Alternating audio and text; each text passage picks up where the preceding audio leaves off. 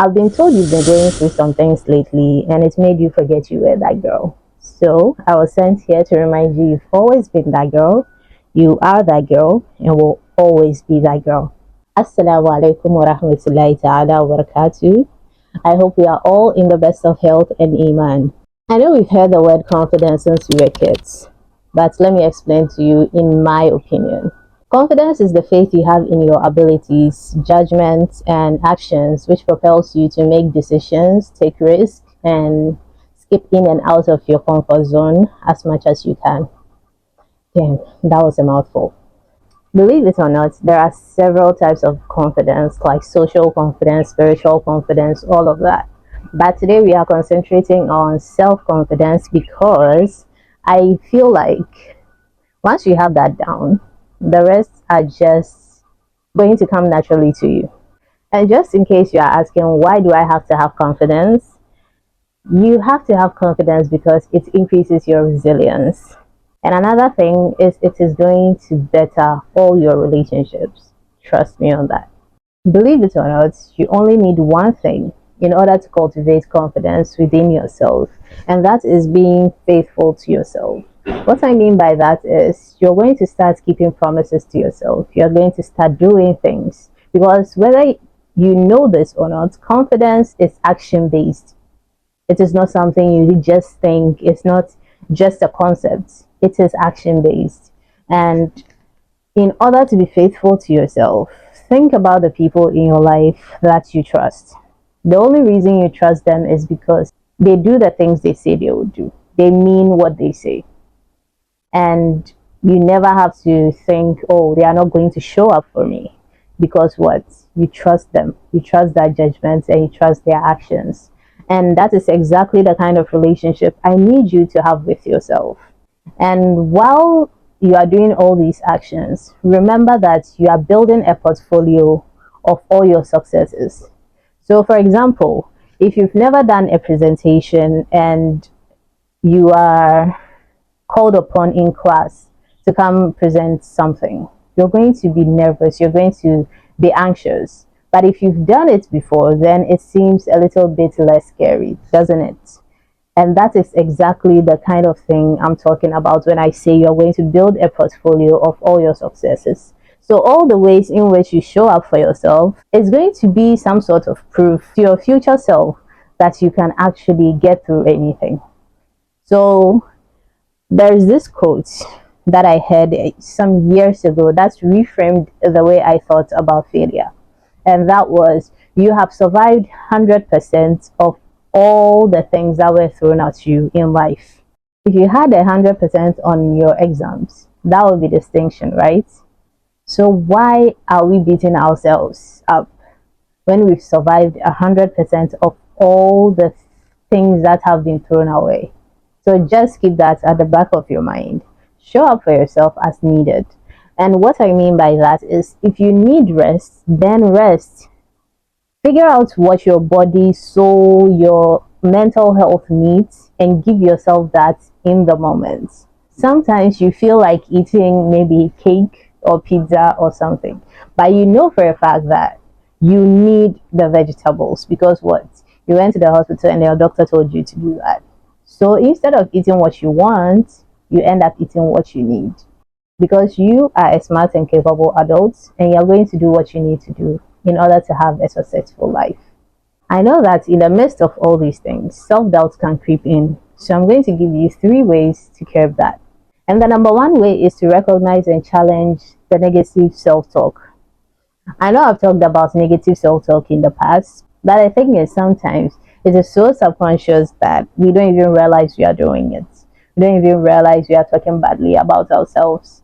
So once you are conscious of it, there's something I do which is very quirky, but I hope that it helps you on your own journey, which is whenever I am conscious of a negative self-talk, negative thoughts or whatever, I yell guards, like there are actual guards in the premises to arrest my thoughts. I know it's quirky, but it works for me because as soon as I yell that, it brings me back to consciousness, and for some reason, I am able to redirect my thoughts instead of sticking with the negative self-talk. Anyway, I hope it helps you, but this is something I do. So find something that works for you and do that. But the main thing is to recognize the negative self-talk and actually challenge it. And the second thing is to reframe what failure means. I already told you about the quote of, you surviving 100% of your life up until now, right? So I'm going to need you to reframe what failure is. If I survived it, is it really failure? And there is this beautiful concept in Islam that I love so much. And ever since I understood it, it has literally changed my life, which is, if Allah tests you with something on this earth, no matter how hard it is, if you don't get your reward in this life, you end up getting it in Akhirah. And the beautiful part of it is, we do get tired of this world, don't we? But in Jannah, there's no feeling of tiredness, there's no feeling of, fullness, there's no negative feeling there. So that helps you understand that your tests, all the tests you're going through, all the things you failed at, all the, hardships you've been through are not wasted. To be honest, they are not wasted. There are some things that are waiting for you in the hereafter to make that place better for you than this dunya was. And this dunya is temporary anyway, so we might as well fail as much as possible so that we can win in the end, inshallah. Now that we understand that concept, let's move to the third and final way to curb self-doubt, which is to have a great support system and to seek help when you need it. There is no award. Hear me and hear me again. There is no award for not asking for help. And this is coming from an elder's daughter in an African home. I just need you to understand that I have been there. The person who doesn't ask for help, the person who is always the one helping. And I am here to tell you, there's no reward for it. You are going to be burnt out. You are going to always feel resentful towards the people you love. You are going to always feel tired. All for what? So you don't ask for help. My dear, start asking for help. Start asking for help. And the truth is, it's not as bad as it is in your mind, right? Let me tell you something. Recently, right, whenever someone asks me, what do you do? Recently, I've been telling them, oh, I'm a stay-at-home mom and I'm also a YouTuber.